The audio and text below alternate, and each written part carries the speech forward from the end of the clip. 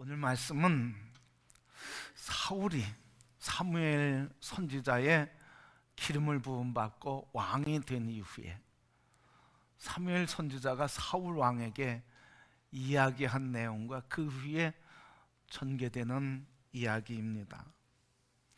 오늘 말씀 앞에 보면 10장쯤 내려가 보면 사무엘이 사울 왕에게 안수를 하고 왕 사울에게 이야기합니다. 지금 길갈로 내려가라. 그리고 내려가서 7일을 기다려라. 그 기다리는 동안 7일 후에 내가 내려가서 번제와 화목제를 드릴 것이고, 그때 하나님께서 왕 사울 당신이 해야 할 일을 알려주실 텐데 그것을 내가 당신에게 알려주겠다. 그러니 7일 동안을 기다려라. 그래서 사울 왕이 길갈로 내려오게 됐습니다. 길갈로 내려와서 국방을 정비하고 있는데 사울이 군대를 동원해서 3,000명을 동원했습니다. 그런데 1,000명은 자기 휘하에 머무르게 하고 또 1,000명은 아들 요나단의 지휘에 맡기게 되었습니다. 그리고 1,000명은 자기의 각 집으로 돌아가라 해서 돌려보내게 됐습니다. 그런데 약속된 날에 사무엘이 길갈에 도착하기 전에 사건이 일어나고 말았습니다. 그것은 바로 요나단, 아들 요나단의 군인들이 국경을 넘어서서 블레셋 진영에 들어가서 블레셋에서 사람들을 공격하고 수비대 몇 명을 죽이게 됐습니다. 이 일로 인해서 블레셋 왕이 화를 내면서, 그래서 그 화낸 것으로 인해서 이 사울 왕이 우리가 블레셋 왕에게 화를 입었구나 하면서 염려하게 되었습니다. 이 블레셋 군인들이 자기가 침략당한 것으로 인해서 군대를 모으고 지금 이스라엘 진영과 전선을 맞대게 되었습니다. 믹막스라고 하는 곳에 전선을 맞대고 한쪽, 이스라엘은 베델이라고 하는 쪽에, 그리고 이 믹마스를 중심으로 해서 한쪽에 베다웬이라고 하는 곳에 양진영이 대치하게 됐는데, 이 블레셋 군대가 얼마나 많이 동원됐는가 하면 병거가 500대였습니다. 그리고 마병이 6,000명이었습니다. 그리고 보병들은 오늘 말씀에 의하면 바닷가의 모래처럼 헤아릴 수 없는 많은 사람들이 있다고 그랬습니다. 근데 이쪽에는 몇 명이 있어요. 지금 1,000명이 있는 겁니다. 그 뒤에는 또 1,000명, 길갈에 1,000명이 있는 겁니다. 그러니까 이 1,000명들이 모인 사람들이 이 사울 왕의 군대만 해도 1,000명인데 여러분, 이 1,000명들이 그 모습을 보고 혼비백산한 거예요. 그래서 오늘 성경의 말씀 보니까 그 충격 때문에 혼비백산해서 다 숨었어요. 어떤 사람은 수풀에, 어떤 사람은 바위 틈에, 어떤 사람은 그냥 웅덩이에, 어떤 사람은 피할 곳이라고 하는 걸 찾아서 그냥 다 숨었습니다. 여러분, 이 군대에 대처하는 것을 보세요. 헤아릴 수 없는 많은 군대와 마병들이 이렇게 대치하고 있는데 그 앞에서 1,000명은 보이지도 않습니다. 그러니까 저들이 혼비백산해서 다 숨게 되었는데, 그런데 길갈에 있는 이 사울 왕이 그 소식을 듣는데 지금 피가 마릅니다. 그런데 약속한 사무엘은 오지 않으니까 7째 날 드디어 사울이 결단을 내립니다. 이렇게 있어서는 안 되겠다. 우리가 하나님께 묻지 않고 전쟁에 나갈 수 없으니 하나님께 묻자 하고 자기가 스스로 제사장이 되어서 번제와 화목제를 드리게 되었습니다. 근데 하필 그때 사무엘이 도착했습니다. 그 모습을 보고 사무엘이 깜짝 놀라서 이야기하는 겁니다. 당신이 지금 무슨 짓을 하고 있는 겁니까? 그런데 사무엘이 그 대신 제사를 드린 사울 왕에게 하나님의 말씀을 전하는 게 오늘 본문의 후반절 말씀입니다. 이렇게 얘기합니다. 왕이여, 당신이 지금 망령되게 행동을 했습니다. 그리고 왕에게 내린 하나님의 명령을 지키지 않았으니 왕의 나라가 이제 길지 않을 것입니다. 그리고 사울 왕의 가슴에 아주 비수를 꽂는 얘기를 합니다. 뭐라고 하냐면 하나님이 여호와의 마음에 맞는 사람을 왕으로 이미 세웠습니다. 아니, 왕 앞에서 당신의 나라는 길지 못할 것이고 하나님 마음에 맞는 사람을 지금 왕으로 세우셨다는 거예요. 바꿔서 얘기하면 무슨 표현입니까? 당신은 하나님 마음에 맞지 않는 사람입니다, 이러는 거예요. 여러분, 하나님 마음에 맞는 사람은 어떤 사람입니까? 오늘 사울 왕을 향해서 사무엘이 말하는데 당신은 하나님 마음에 합하지 않은 사람이래. 하나님 마음에 합한 사람은 어떤 사람이냐는 거죠. 오늘 사무엘이 이 이야기를 하는데 사울 왕이 왜 이 소리를 들었습니까? 한 가지 때문에 그래요. 뭐 때문에요? 7일을 기다리라고 그랬는데 기다리지 않아서. 바로 기다리는 사람, 이 사람이 하나님에게 합당한 사람이라는 거예요. 다시 얘기하면 하나님이 말씀하셨는데 그 말씀을, 명령을 듣고 순종하는 사람이 하나님께 합당한 사람이고 하나님 마음에 드는 사람이라고 말해주고 있는 거예요.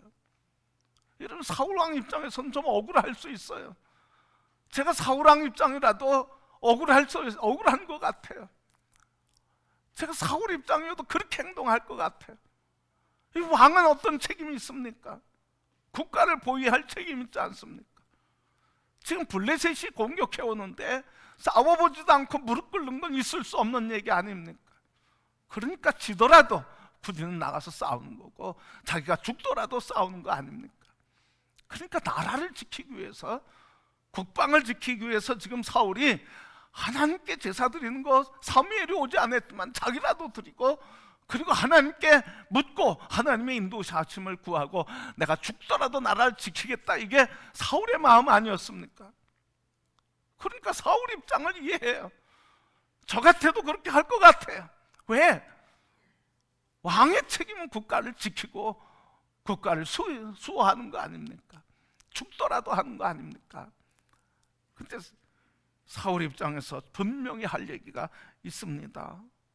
지금 나라를 지켜야 되는데 당신이 일찍 왔더라면 이런 일은 없었지 않을 것입니까? 당신 일찍 와고 같이 예배를 드리고 그랬으면 이 백성들이 두려움과 절망 속에 도망하거나 숨지 않았을 것 아닙니까?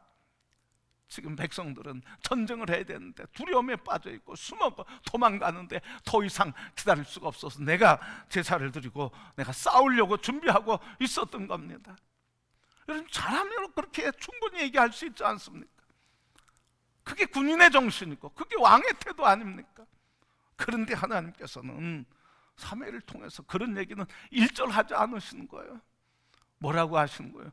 당신이 기다리지 않았으므로 당신은 하나님 마음에 합한 사람, 내 마음에 합한 자가 아니라고 얘기하시는 거예요. 여러분, 사울이 이 소리를 듣는데 그 사울은 그 한 번의 행위가 아니었다는 거예요. 사울의 생을 보면 변명의 삶이었어요. 변명하는 사람이었어요. 오늘 말씀 이후에도 보면 사무엘상 15장 3절에 이렇게 이야기하셨습니다. 지금 가서 아말렉을 쳐서 그들의 모든 소유를 남기지 말고 진멸하되 남녀와 소아와 젖먹 있는 아이와 우양과 낙타와 나귀를 죽이라 하셨나이다. 사무엘이 사울왕에게 얘기하는 거예요. 지금 아말렉과 싸우러 나가서 다 죽이십시오. 완전히 멸절시킵시오. 그리고 전쟁에 나가서 이기고 돌아오는데 양치는 양의 소리, 가축의 소리가 울려 퍼지는 것을 듣게 됐습니다. 그래서 사무엘이 사울왕에게 얘기하니까 사울이 대답을 하는데 이렇게 대답했습니다. 사울이 사무엘에게 이르되 나는 실로 여호와의 목소리를 청종하여 여호와께서 보내신 길로 가서 아말렉 왕 아각을 끌어왔고 아말렉 사람들을 진멸하였으나 다만 백성이 그 마땅히 멸할 것 중에서 가장 좋은 곳으로 길갈에서 당신의 하나님 여호와께 제사하려고 양과 소를 끌어왔나이다 하는지라. 나는 왕의 망 사무엘, 나는 하나님 말씀을 들었습니다. 그런데 이 백성들이 내 말을 듣지 않고 자기 마음대로 가져온 것이고, 그 가져온 것 하나님께 영광 돌리겠다고 한 겁니다. 여러분, 얼핏 보면 좋은 이유 아닙니까? 하나님께 좋은 것 드리겠다고. 그런데 사울왕은 하나님이 말씀하시는데 계속 자기 생각대로 하는 거예요. 변명을 하는 거예요. 그것만이 아니라 23절 이하야 15장 23절 말씀 보면 이렇게 사무엘이 얘기합니다. 왕이 여호와의 말씀을 버렸으므로 여호와께서도 왕을 버려 왕이 되지 못하게 하셨나이다 하니까, 사울이 얘기합니다. 사울이 사무엘에게 이르되 내가 범죄하였나이다. 내가 여호와의 명령과 당신의 말씀을 어긴 것을 내가 백성을 두려워하여 그들의 말을 청종하였습니다. 자신의 죄를 인정하면서 계속 변명해. 내가 두려워서 그랬습니다. 두려워서 그랬다고 자기 자신을 자꾸 불리한 상황을 모면하려고 자기를 자꾸 감춰요. 여러분, 우리 지난주에 시편 23편 말씀 같이 나누면서 하나님께서 우리에게 주신 말씀, 여호와께서는 우리의 길을 만들어 주셔서 그 만든 길로 인도해 주시는 목자라고 하는 말씀을 우리에게 주셨습니다. 여러분, 하나님 주신 그 길을 걸어가고 그 길을 인도받는 사람, 그 사람은 어떤 사람입니까? 그 길을 기다리는 사람이에요. 그 길을 기다리지 않으면, 하나님이 길 만드시는 것을 기다리지 않고, 길을 만들 때까지 기다리지 않고, 길을 열어주실 때까지 기다리지 않는다고 하면 우리 마음대로 가게 되는 거야. 그렇기 때문에 우리 그분을 나의 목자로 삼는 사람은 반드시 그분이 나의 길이라고 하는 것을 만들어 주시고 인도해 주신다는 것을 믿고 그 길 열어줄 때까지 기다리는 사람이어야 하는 줄 믿습니다. 그러니까 우리는 하나님은 나의 목자라고, 나의 길 만들어서 인도해 주시는 분을 믿어야 할 것이고, 그분은 나의 길을 열어주신다고 하는 그것을 믿고 우리는 그 길이 열리까지 기다리는 믿음의 인내가 필요한 줄 믿습니다. 그래서 우리는 하나님이 만들어주신 그 길을 인도하시기를 기다리는 사람들이에요. 하나님의 길을 기다리는 사람들이에요. 금년 24년도에는 하나님이 만들어주시는 길이 우리에게 있음을 바라보시길 바랍니다. 그리고 우리는 그 길을 걷는 자인 것을 여러분 기억하시길 바랍니다. 그런데 기다리지 못하면 실패한다는 거예요. 아브라함이 하나님께 약속을 받았습니다. 아들을 주겠다. 10년을 기다렸는데 나지 않으니까 기다리다 지쳐서 자기 부인의 몸종 하갈을 들여다 아이를 낳고 이스마엘을 낳습니다. 여러분, 이스마엘을 낳고 아브라함이 얼마나 고생했습니까?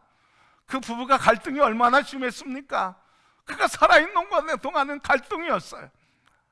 하나님께서 주시마, 기다리라. 10년 기다리는 게 어디 쉬운 일입니까? 힘든 일이었죠. 그런데도 하나님께서는 기다리라는 거예요. 여러분, 기다리지 못하면 아브라함처럼 이런 아픔을 당하게 되는 겁니다. 사울왕 왜 기다리지 못했을까요? 그리고 우리도 때로는 하나님의 뜻을 기다리는데 왜 실패할까요? 왜 우리는 기다리는데 실패하며 살까요? 오늘 본문 말씀을 통해서 사울이 실패한, 기다리지 못한 이유가 있습니다. 첫 번째는 하나님이 아니라 형편을 보았기 때문에, 상황을 보았기 때문에. 사람들은 상황을 봅니다. 지금 상황을 자꾸 봐요. 이 상황에 이길 거냐 질 거냐 이런 거 판단하는 거죠. 누가 많으냐 적으냐 이런 거 보는 거죠. 우리의 군사의 무기와 군사와 군사력을 보는 거예요. 저쪽과 비교하는 거죠. 그런데 여러분, 상황을 보니까 비교가 안 되는 거 아닙니까? 블레셋의 군대는 해안가에 모래와 같고 마병과 병거가 있고, 이스라엘 군대는 1000명인데 오늘 말씀 15절 말씀 보니까 두려워서 도망가고, 그리고 남은 사람이 600명이래. 400명은 도망갔습니다. 600명 남았습니다. 그러니 이 전쟁은 해보나 마나 지는 거라고 생각한 거예요. 그러니까 저들은 하나님의 말씀을 기다릴 수가 없는 거예요. 상황을 보니까 더 군인들이 도망가고 더 군인들이 두려웠고 더 군인들이 없어지기 전에 먼저 우리가 빨리 전쟁을 하자, 그렇게 생각한 거죠. 그렇기 때문에 상황을 보면 두려움과 절망에 빠지고 상황을 보면 실패한다는 거예요. 여러분, 하나님이 우리에게 좋은 길을 약속하셨어도, 길을 만들어 주시겠다고, 인도해 주시겠다고 약속하셨어도 그 길은 늘 비단길은 아니라는 거예요. 그 길은 때로는 우리에게 태풍이 불어오고 폭풍이 치고 지진이 일어나고 뜨거운 열사와 같은 뜨거움이 있는 길이다 하는 말씀입니다. 좋은 일도 있지만 나쁜 일도, 기쁜 일도 있지만 슬픈 일도, 잘 되는 일도 있지만 안 되는 일도, 열리는 일도 있지만 닫히는 일도 우리에게 있다고 하는 말씀이에요. 그러니까 하나님께서 24년도 인도해 주시고 우리의 길을 그 길로 인도해 주시는데, 그 길에는 우리에게는 비단길만 있지 않다고 하는 걸 바라보시길 바랍니다. 거기에는 험한 길, 위험한 길, 두려움의 길, 절망의 길, 죽음의 길도 있다고 하는 사실이에요. 그래서 우리는 상황을 보면 다 낙심하게 되는 거예요. 상황을 보지 않고 오늘 우리는 하나님을 바라보아야 하는 줄 믿습니다. 어떤 상황에서도 이 상황의 주인은 하나님이시다, 만군의 하나님이 나의 주권자다, 하나님이 통치하신다고 믿는 믿음으로 기다리고, 믿는 믿음으로 주권자 하나님을 붙잡고 그분 인도하심을 기다려야 하는 줄 믿습니다. 여러분, 하박국의 고백이 이때 필요한 거 아닙니까? 하박국이 이렇게 얘기합니다. 하나님, 무화과의 나무 열매가 무성치 않아도 나는 여호와로 말미암아 기뻐하겠습니다. 하나님, 포도나무에 열매가 없어도 나는 여호와로 인해 즐거워하겠습니다. 감람나무에 소출이 없어도, 먹을 것이 없고 양이 없고 소가 없어도 나는 하나님으로 인하여 즐거워하고 기뻐하겠습니다. 여러분, 24년도 걸어갈 때 우리에게 비단길만 있다고 생각하지 마세요. 어려움도 있습니다. 갈등도 있습니다. 문제도 있습니다. 실패도 있습니다. 때로는 죽음도 우리에게 찾아옵니다. 그러나 그 죽음 속에서도 하나님 나의 주권자, 하나님 나의 왕이시라고 하는 이 믿음을 붙잡을 때, 상황의 노예가 되지 않을 때, 그때 우리는 하나님께서 그 절망 속에서도 인도해 주시는 승리를 가져다 주시는 줄 믿습니다. 그렇게 믿다 죽으면 어떻습니까? 그렇게 믿다 실패하면 어떻습니까? 믿다 하나님 앞에 우리가 넘어지면 또 어떻습니까? 하나님께서는 우리가 넘어지냐, 실패하느냐, 죽느냐, 그것을 보는 게 아니라 그때까지 하나님을 붙잡았느냐 안 붙잡느냐, 이 믿음을 보시는 줄 믿습니다. 24년도에 이 믿음으로 상황 보지 않고 통치자 하나님 붙잡기를 축복합니다. 그때 하나님께서 만들어주신 길을 열어주시고 그 길을 기다리는 자에게 인도해 주셔서 우리를 승리케 해 주실 것입니다. 상황을 볼 때 실패하는 거예요. 두 번째, 이 사울은 실패할 수밖에 없었던 게 내면의 문제가 있었어요. 외부 환경의 문제도 있었지만 내면의 문제가 있었어요. 내면의 문제는 두려움이에요.